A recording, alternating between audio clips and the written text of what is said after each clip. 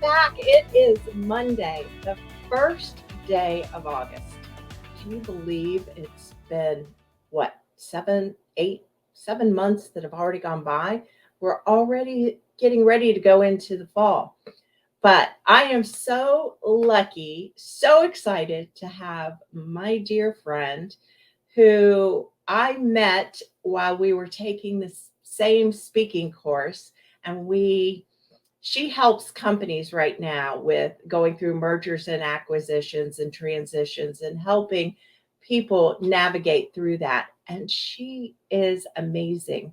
And yes, we did connect through music. So here is my friend and our guest speaker today, Jennifer Fondrevay. Yay! Hi, Hello. Jennifer. Hello. How are you today? Is it nice and bright and sunny where you are? It is. It is. Chicago is one of those rare cities where you suffer so much through the winter, but you have glorious summers. And so everyone gets outside. But thank you. It is gorgeous today. Yeah, well, I want you to, first of all, always bring up the Oh, book. look at that. Right on your. Oh, did we lose you? Hold on. There she is. There she is. Jennifer's book is so exciting and it has a lot of different musical and different characters that we're going to talk about today. How But we bonded. yes, that's how we bonded through all of that music. But first, just tell us a little bit about yourself, Jennifer. Oh, that could be. We could go on for years. So, I always feel compelled when people say, "Oh, she works in mergers and acquisitions," to say, I found my way the circuitous path to mergers and acquisitions. I was a marketing executive at three separate multi-billion-dollar companies and went through three separate multi-billion-dollar M&A deals, and found through those experiences that if the people strategy, the people challenges, as we like to say, human capital, Right.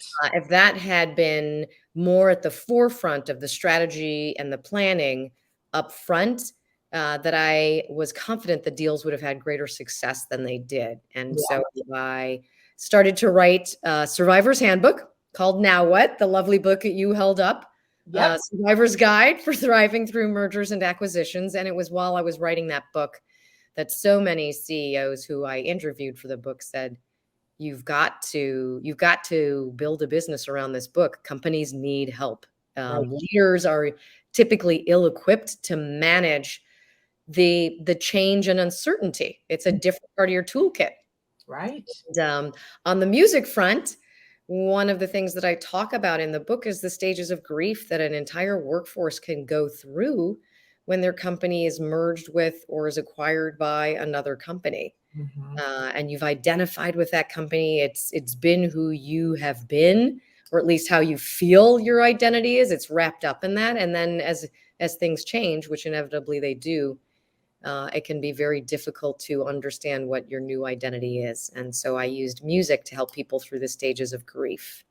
I love it. I mean, you and I connected on when I said create a playlist, and you were like, ding, ding, ding, ding, ding. Because I was like, oh, here's someone else who gets how music can play such a critical role. And it opens up your mind in Right. ways that I don't think people always appreciate until they have someone like you, Paula, that talks about the transformative nature of music. It amazingly, interestingly enough, I get my best ideas from lyrics and sounds and beats. And I don't know if it equates to your brain has different wave activity going on. We'll have to talk to our neuroscientists about that. But I bet absolutely. That for wouldn't me, surprise me. it's just a matter of adding that creativity and adding that focus time that we need. And music can change that in a moment's notice, as you know. Hmm. One thing I do want to talk to you about is well, two things really. is the human capital of mergers and acquisitions. Why do you think that that is put at so late in the game? Is that because of fear of spreading the word out, or do you think that, people aren't, that that's secondary? I think it's a variety of factors, Paula. One that you touched on, confidentiality plays a role. Correct. You don't, as whether you're the owner of the business or you're the president or the CEO, there is risk in people finding out too soon.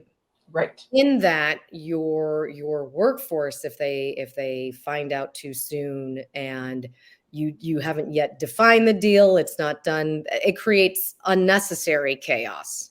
Correct. So that that is a factor. I think also, and this comes from actually talking to a lot of male CEOs. I spoke to both female and male CEOs alike, but Mhm. consistently, the male CEOs would remark they hadn't anticipated the disruptive nature of a merger or an acquisition. They looked at it through the business opportunity and the growth potential with it. And so, and it's confirmation bias. You look for those things that are going to support how the deal is going to work. So even if red flags come up, there's things that say, I don't know if this leadership team is going to align well with this leadership team. Mhm. There's this belief, well, we'll work it out afterwards. I can't tell you how many times I've heard somebody say, but well, we're smart people on both sides. We'll figure this out afterwards. Yeah, I What know. I, what I say is this has nothing to do with smart people. It's a different toolkit, and you need to prepare your executives appropriately in order to do it. So I would say it's never intentional malice or No, lack of respect for human capital and the role they play. It's more just a belief that, well, we'll figure this out. Let's just get the deal done. it's a business. It's a business exchange. That's Right. exactly what it is. And, until that happens, you really can't focus on the human capital in a Right. way, Yeah. right? And that's why I, as a human capital advisor, am always trying to get in earlier in Yeah. the due diligence, right? When you're headed down the aisle, you are almost at the altar. Yeah. That's why I do the best work with executives, because it helps them be prepared for what to expect once the deal's announced and signed, and your integration starts in motion. Exactly. And that's the best time to do it, because that's when so many questions, because me, I've been involved in 3 or 4 mergers and acquisitions as well. Right. And that's where I find that the most questions of who am I? Where am I going to fit? Am I going to fit? And we talk about this a lot, but let's go through a few of your stages of grief and some of the playlists that you put together, or some of the songs that you add to it.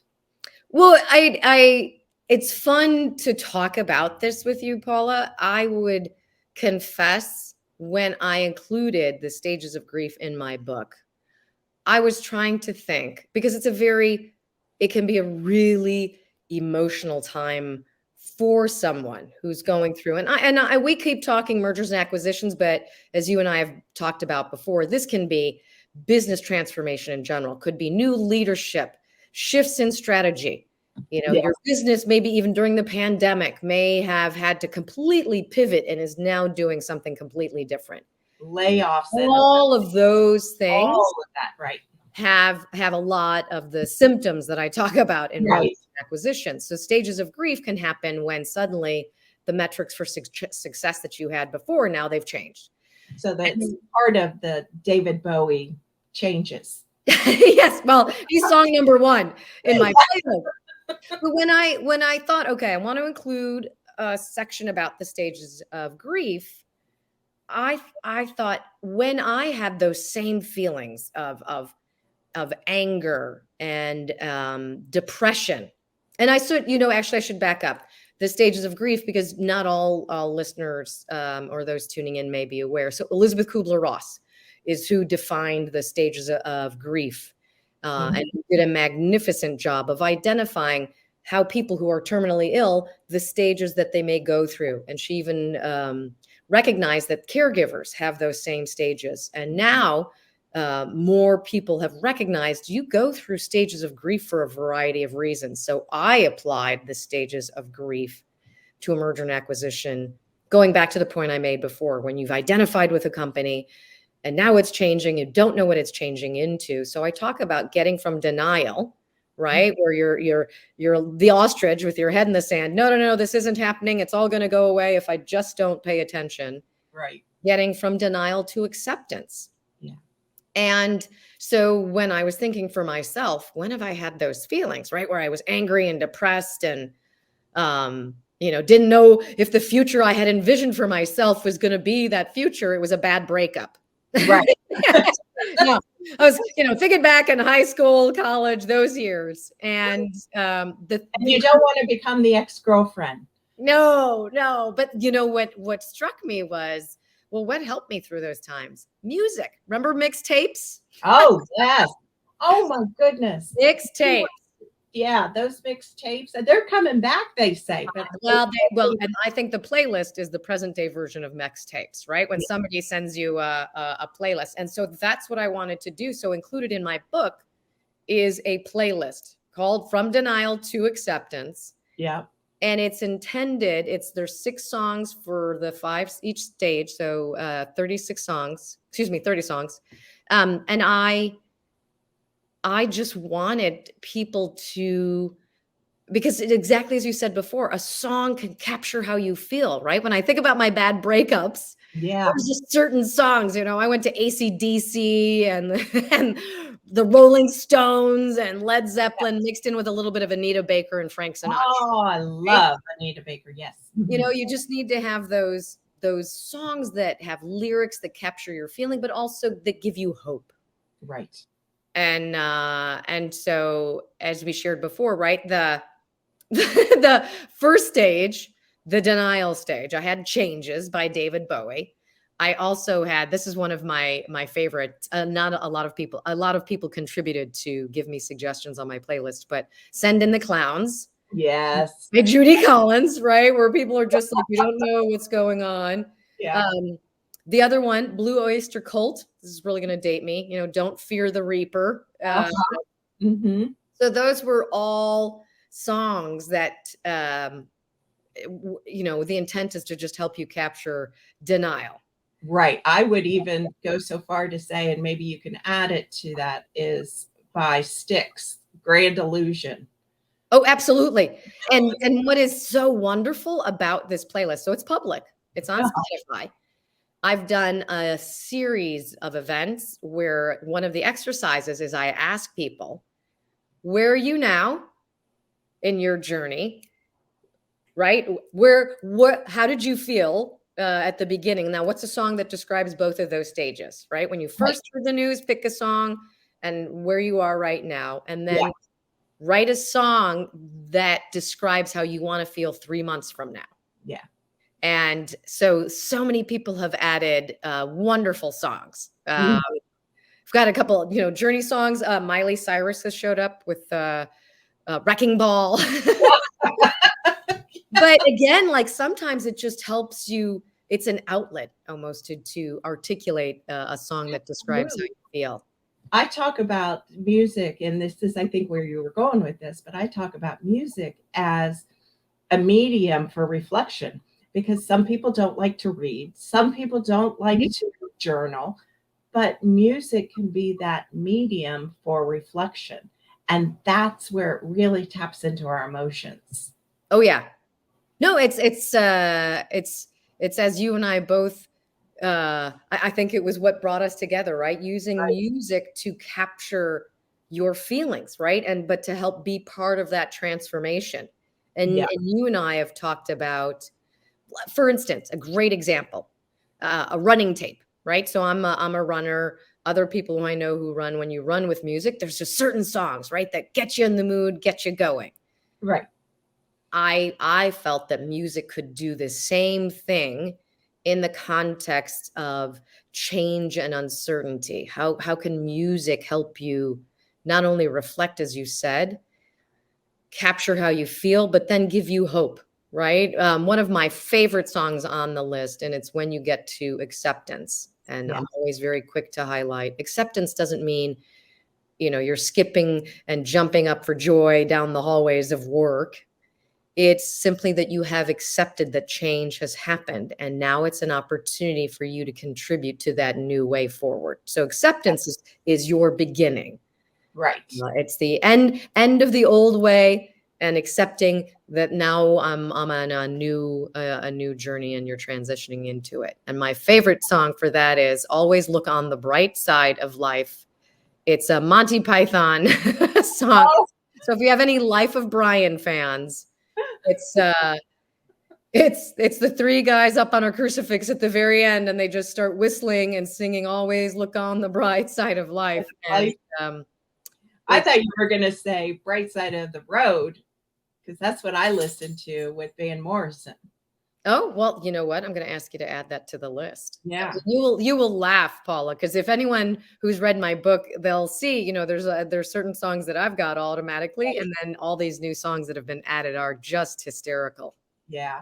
I love it. I love that you get, and that's, you were talking about not only can music help you, but I talk about a leadership playlist, right? Where you look at what will be nostalgic for you, what will calm you down, what will motivate you, what will help you focus.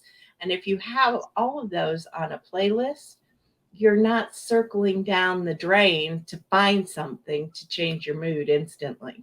Yeah. Right? And you know what was interesting, just even as you were talking, I was thinking a recent exercise that I did where people shared out loud the songs, right? What was the song that they had at the very beginning when they first heard the news? And one of the members said Yesterday by the Beatles, right? Kind of like looking back and nostalgic. But then that same person though added, but now the song I have is Don't Stop Believin'. Yes. And so what was great for the CEO who was part of this whole discussion heard more people were picking positive songs, that they were thinking positively about this, even though there was a lot of uncertainty, the deal hadn't yet been completed, but it was heading that way. And for her, she said to me afterwards, that was so helpful to hear.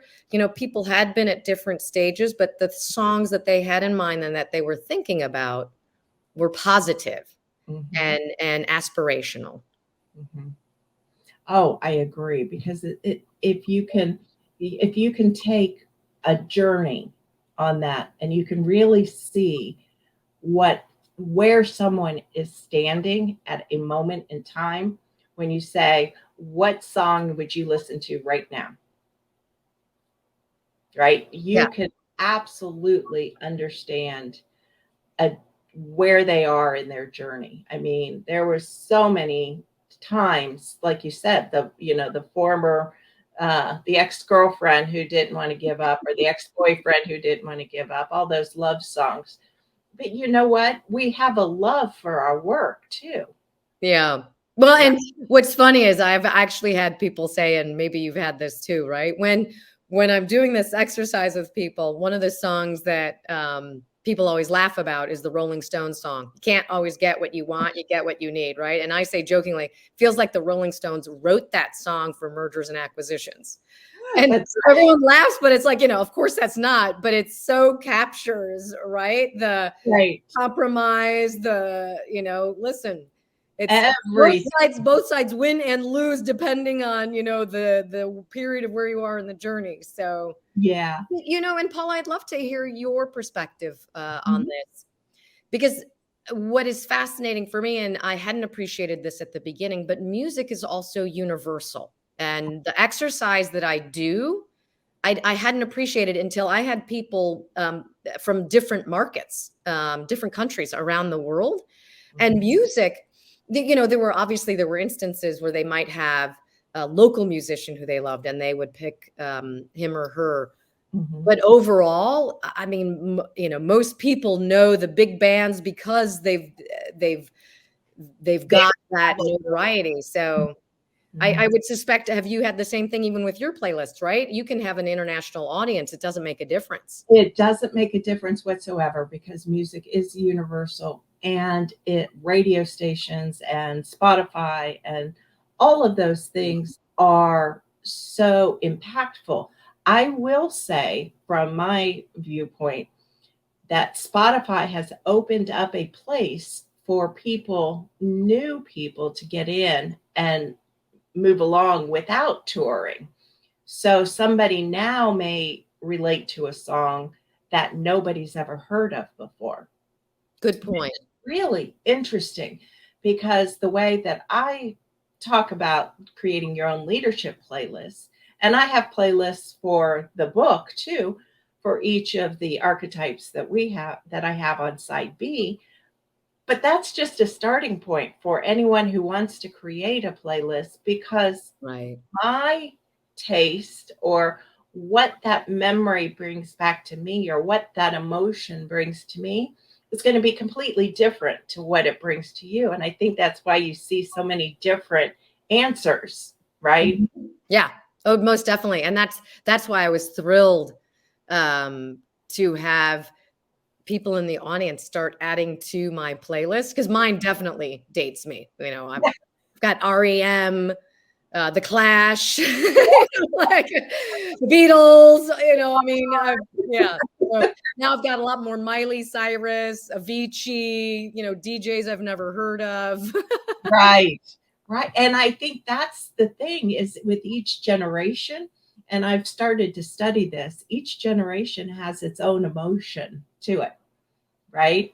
Yeah. You've got the 70s where it was peace, love, all around, right? Yeah, most And definitely. 60s, and then the 80s came in with well, the 70s ended with a little bit of disco, but the 80s came in with some, the synthesizers and the punk rock, and then ended with the grunge, right? Or big hair bands.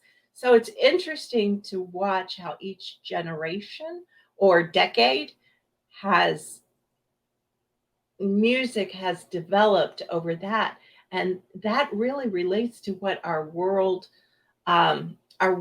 perception is. Yeah, most definitely. And what has been rewarding in using music in the work that I do is oftentimes I think there's a perception in mergers and acquisitions. It's the older people in the workforce who are upset and having a difficult time navigating this. I It would goes back and forth, right? Sometimes it's because maybe they've been with the company for a while and they're concerned, and that young people, because it's a new opportunity, maybe it's a new challenge, that they may not have as much of a reaction or go through the stages of grief.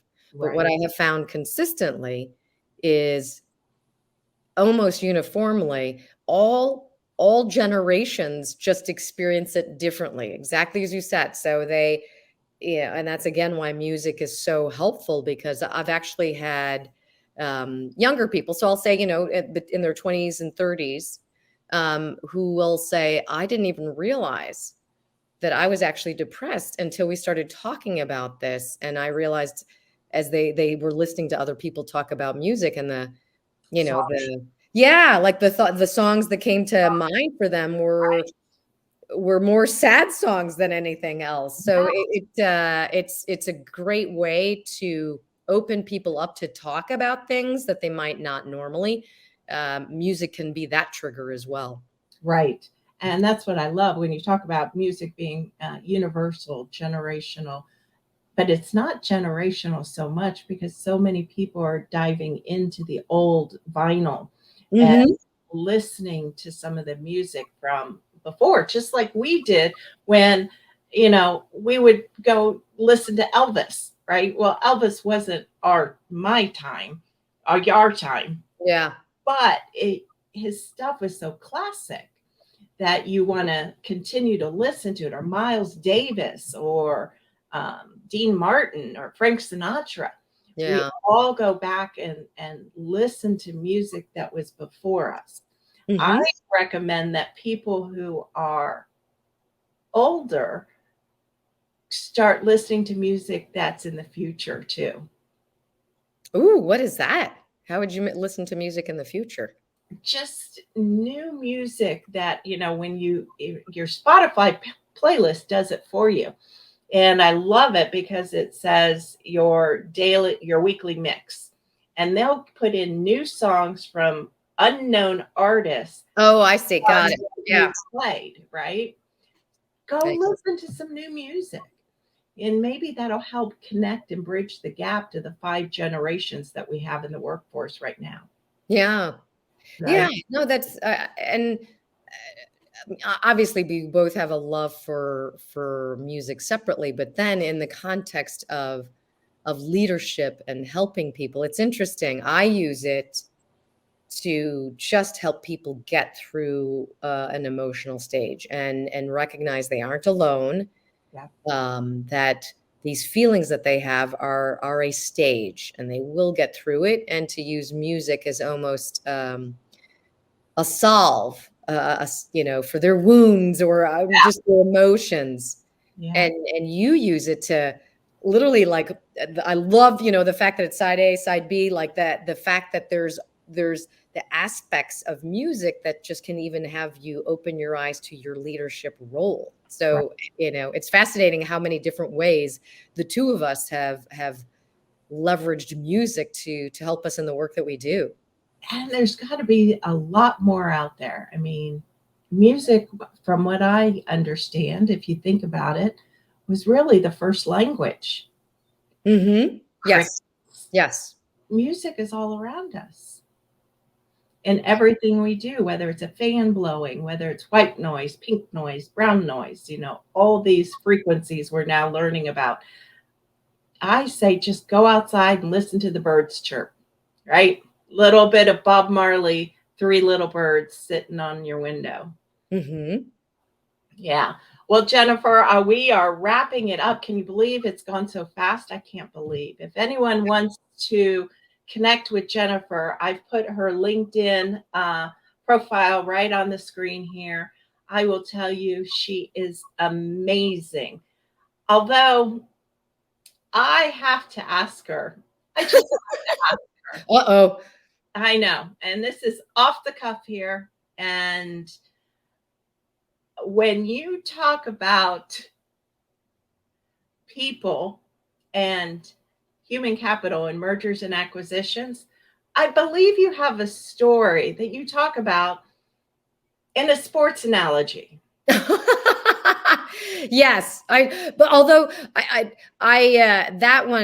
that one's a funny story only because I'm not a sports aficionado. Not that I'm a music aficionado either, but at least music I feel a little bit better in my element. But the sports analogy that I use, for anyone who's joined us from Chicago, I use it to just describe how people can lose sight of their value and the chaos that can ensue after a merger and acquisition. So I say, imagine if the Chicago Bears and the Chicago Cubs merged into one mega sports team.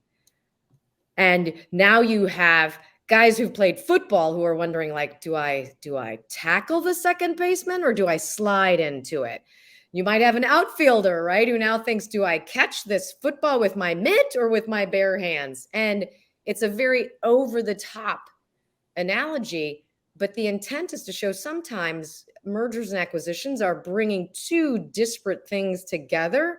And now you've got people who may have been enormously valued in both companies trying to figure out, well, what's valued now?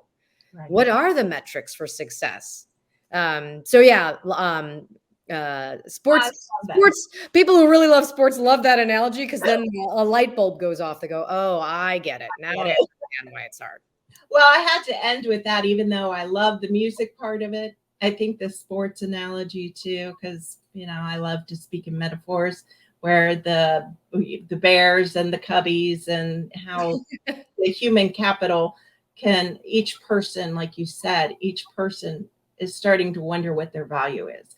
Yeah. And that's where you come in, Jennifer, and that's where you come in to help people understand that, start early and transition their way all the way through to a successful merger or acquisition, or downsizing, or just transition, from growing from a small company to a medium-sized company. I think those are great transitions for you to work on as well. So thank you for joining us. Thank you for having me. Always love talking about music in the context of business. Yeah, me too. Sit tight. I'll be right with you. I want to thank Jennifer for joining us today. Boy, she is amazing. Don't forget her book here. Now What? I always have to think about the way I'm positioning it here. Now What by Jennifer J. Fondrevay. And we'll see you next week. And until then, keep rocking your talent.